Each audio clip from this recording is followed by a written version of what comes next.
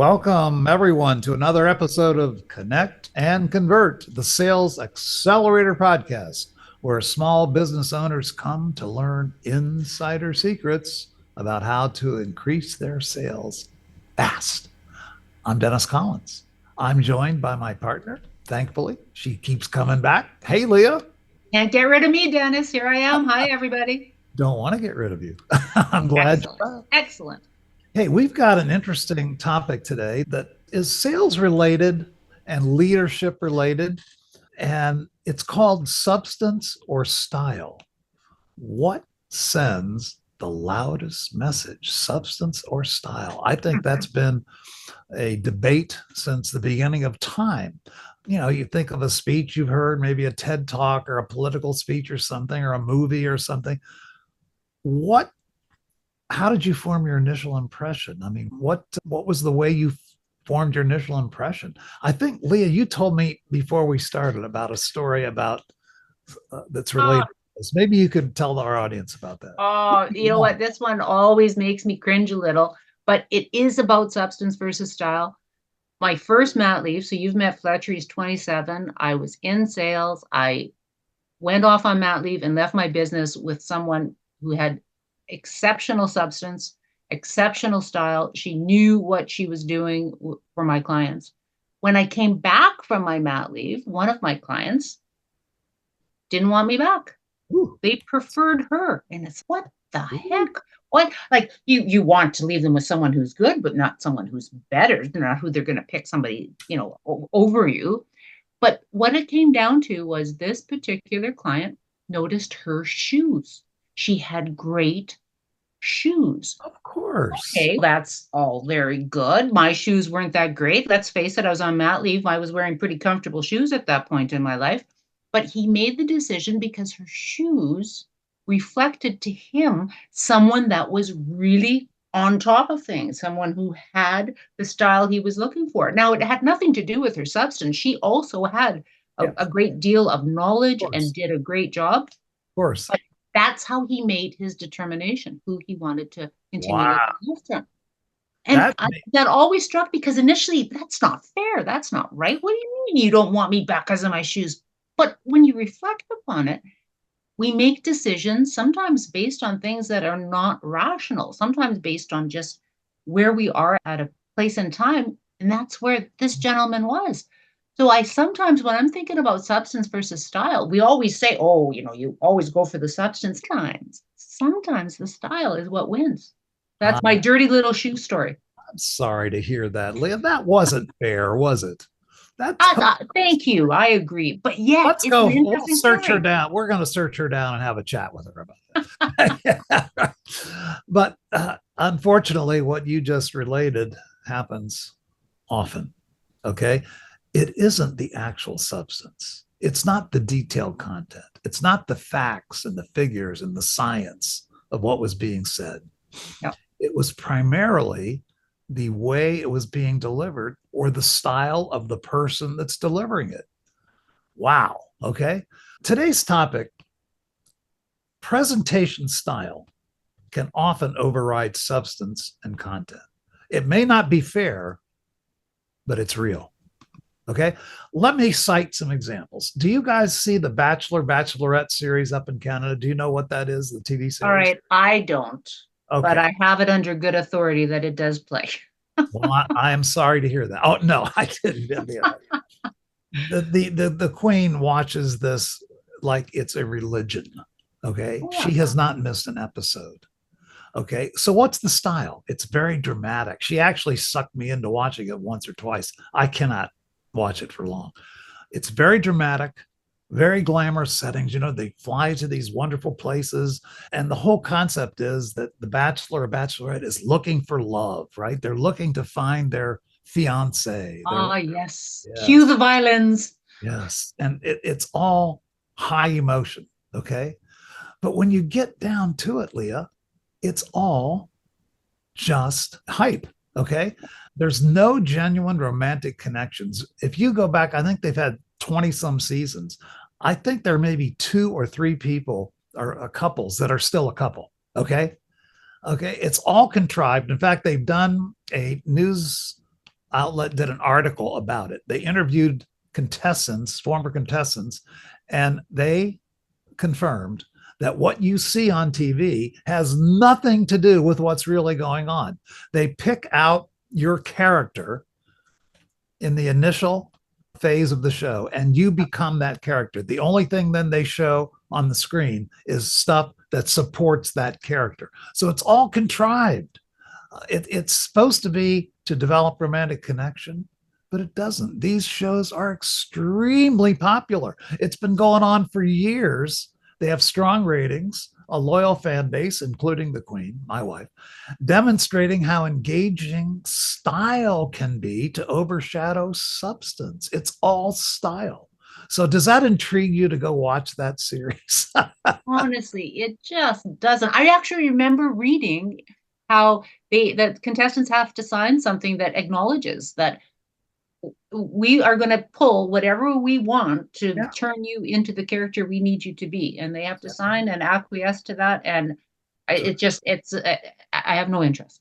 And to my knowledge, they don't even get paid for this. I mean, they have to leave their job, whatever work they do, for a period of time. I think it's 2 months, and they get no pay for this. So I don't get it. But there is a prime example to me of style over substance. Now, let me share another. Bad Boys and Transformers. I mean, I don't know how they played in Canada. These were big hits. Oh, Transformers, that's ultimate fun. I bought more of those Transformer toys for my younger brothers back 30 years ago than you can imagine. And then they made movies out of them. Exactly. And the guy who did the Bad Boys series, they had Bad Boys 1, Bad Boys 2. Now I think there's a Bad Boys 3. The guy's name is Michael Bay. I happen to know Michael Bay. I spent many days and weeks on the set when they were filming Bad Boys 2 in Miami many years ago. So I got to know him and his technique. His films are known for they're very expensive to produce because he has never-ending special effects. He has blow-ups, crashes, all types of catastrophes. Okay, it's spectacular. I think got a formula that every 20 seconds something has to blow up, and and he does do that and does it well. But what about the plots? If you look at the Bad Boys 2, the plots are like paper thin. Okay, there's no character development. There's no dialogue. It's junk. It's not what a movie critic would say, wow, that's a great movie. The outcome is Michael Bay even told me, he says, why don't the critics give us a break? We sell these movies, we make billions of dollars, we get acclamation from the audience, but we never get acclamation from the critics because they're not great productions. They are style over substance. They're commercially successful because of their visual appeal, the action-packed sequences. So there, to me, is another example: style over substance. And sorry, Michael, you know how I feel, so I haven't said anything today that I haven't told him.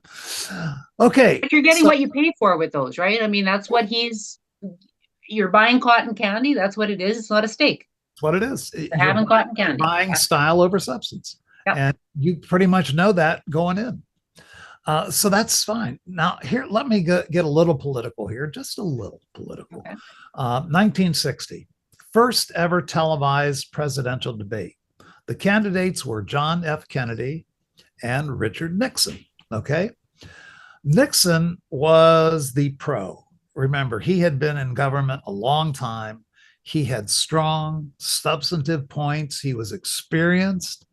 But guess what? He appeared tired, unwell, refused makeup, and that resulted in a pale, unshaven, and sweaty appearance. Okay.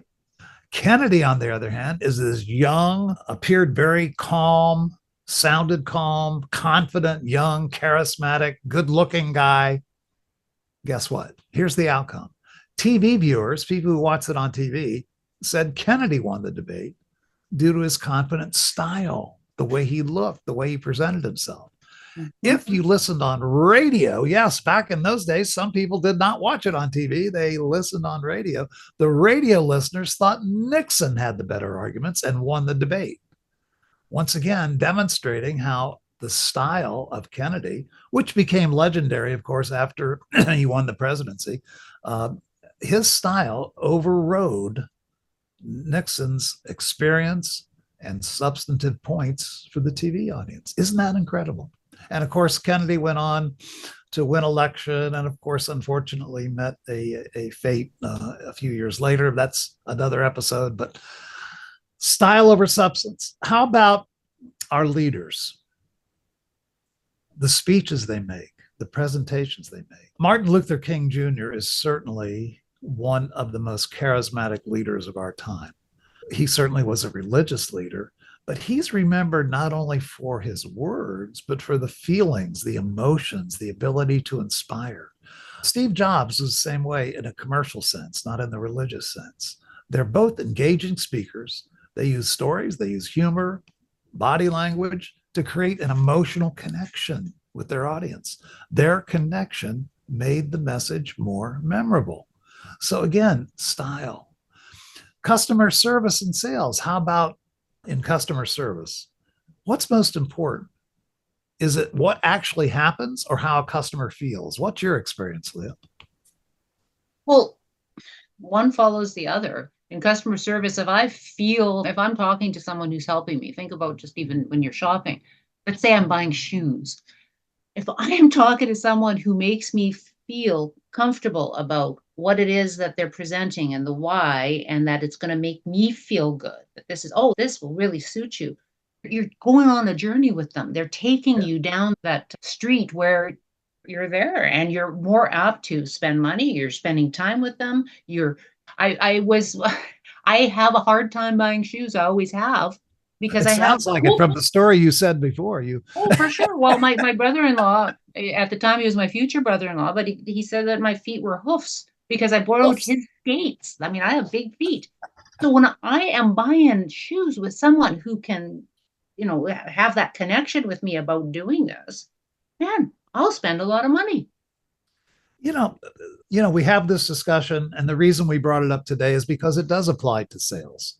Yep. Is it possible for a salesperson with a great style, i.e., empathetic, active listener, positive attitude, confident? Is it possible for a salesperson with great style to overcome a salesperson who only has substance? What do you think, Leah? Oh, absolutely. Absolutely. And you can end up as the consumer, as the person being sold, being taken down a road because it's the story that's pulling you. And talking about movies that don't have, necessarily a lot of substance, there have been so many great movies created with that being the plot. I think of the movie Tin Man. I don't know if you've ever seen that one, but that comes to mind. They're selling siding on the side of a house back in the 70s. And the techniques that they were using were humorous to watch as a professional salesperson, as a business person, but yet that is a fear factor for anyone being sold to, that they are going to be taken on this trip, taken down this emotional journey, and make a decision that's not based on fact. Again, in business, as a professional, you want to have both. You want to have the substance, but also the style that gets you to a position where you can present what it is that you have. It's fascinating to me. Yeah, I think that's a good point. I mean, we say today we're trying to do the dichotomy, substance or style, but really you need both. But I think sometimes the style is underestimated. It's underestimated. The softer part, it's features and benefits. No, it's style. Salespeople who know how to build an emotional connection, who know how to ask the right questions and know how to listen and actively listen and respond to the answers that a customer gives. These are the people that make the most sales. In fact, I've got a prop here. Ooh, Isn't that pretty? that is very pretty. I like the color. This is going to be the topic of another episode. Okay. This is another example of style over substance. Okay. Now it is pretty, but there's a whole story behind this. Chris. Hold on. As your producer. Yes. Yeah, I just showed up. As your producer, I need you to actually talk and tell those who are only listening on the podcast what it is. Because remember, we're both on podcast and on YouTube. So not That's everybody's true. watching. Some are also Okay. listening. What this is, Leah can probably describe it. This is a crystal. Leah, you're better describing. What do you see here? It's a beautiful cut crystal. It's got a nice amethyst color to it. And man, this is not something you're going to find as you're walking through the desert. Someone's polished this and created a beautiful paperweight out of that. Yeah, it's beautiful, isn't it? And I know that there's a story behind it. There is a story behind this, and I will tell that story on a future episode. It's quite interesting, but it gets into this whole question of style or substance, okay? And it also gets into the beauty of telling a story. So stay tuned for the story about this beautiful crystal that, if you're not watching, Leah just described it. It is beautiful. I do cherish this crystal, and I can't wait to tell you the story. Talking about substance Yes. and style together always conjures up for me wizardofads.org, where there's so much information. There's so much, you like to call it the nerd stuff, but there's so much science behind something that is presented in a way that's truly beautiful. I think if you're watching on the screen now, it appears producer Paul put a shot of one of the rooms in the Engelbrecht house, I believe. Is that? Yeah, that's true. That is the on-site student residence that when you sign up for a class at wizardacademy.org, you get a room in this wonderful student residence. And there's a picture of, looks like the Wizard's Tower or Chapel Dulcinea, I guess. There's a chapel on site. The Wizard's Tower is not to be missed. Please check out wizardacademy.org for all of the lineup of classes. You'll be glad you did, and we'll see you there. Absolutely. Part of the style of wizardofads.org is to under promise, and then the substance of it over delivers so dramatically that you're surprised. The rooms, I remember the first time I was able to stay on campus, and it was presented to me as, picture that you're going to be staying kind of in a rustic cabin, kind of campy thing. Don't expect too much. Well, when I walked in, it was stunning. It was beautiful. Absolutely. The substance of it was beyond anything that I had wanted, but it was presented in a way that the style was perfect. Absolutely perfect. Go is all I'm going to say. Yes, you'll enjoy it. You'll be glad you did. Let's see if we can. First of all, I always want to know if we have a question. You sometimes do and sometimes don't, but Leah, you're in charge of questions. And what listener viewer question might we have today? Yes, ask us. Dennis, at the beginning of our podcast, you always specify the reason and our motivation behind doing Convert and Connect, or Connect and Convert. It goes both ways. The reason is we are trying to help small businesses and trying to make a difference. And often we are contacted by small businesses that want more specific, more individual information. We don't really talk about the how of that. That's true, we don't. The question that we have from many people, and specifically, I want you to answer it on air this time. How do people get a hold of us? How do we proceed with actual individual coaching and training? That's a great question. Yeah, and you're right. We don't talk about it, but let's just say you might be intrigued by what you've heard on the podcast from Leah and I, and you want to get in touch. We are part of the Wizard of Ads Partners. That's a group of people that are affiliated with the Wizard of Ads, who is Roy Williams. And we have independent businesses that we operate, and we operate in terms of consultants for marketing, advertising, communications. Leah and I specialize in sales and sales training. And the first thing we do as a Wizard of Ads partner is we do what's called an uncovery. We listen to what your situation is. We don't make any assumptions. If you've been listening to this podcast, you know that we preach, don't just go in there and start shooting guns. Okay. Listen to what's going on. Listen to what the customer needs. Sometimes, Leah, we actually walk away, do we not? We can't help. If there's no connection, it's the right thing to do. If it's their connection and if we don't believe we can help, we walk away. But until we can't know that, until we spend some time and do some uncover and find out what's going on. Once we do that, we prepare a detailed prescription. Yes, almost like a doctor's prescription. Here's what we see are the problems. Here's what's going on. Okay. And here are some proposed solutions. Here are some things we can help with if we can. Okay. And then we talk about the scope. Most of our arrangements are for 1 year or more because what Leah and I do cannot be done in one session or 2 sessions. It's not a workshop. It's an engagement. And what we do is train primarily salespeople and sales managers to perfect their skill. And the only way to build skill is deliberate practice. So one part of what we do is absolutely deliberate practice, a special kind of practice that most people don't do because it's hard, but that's the way to get better.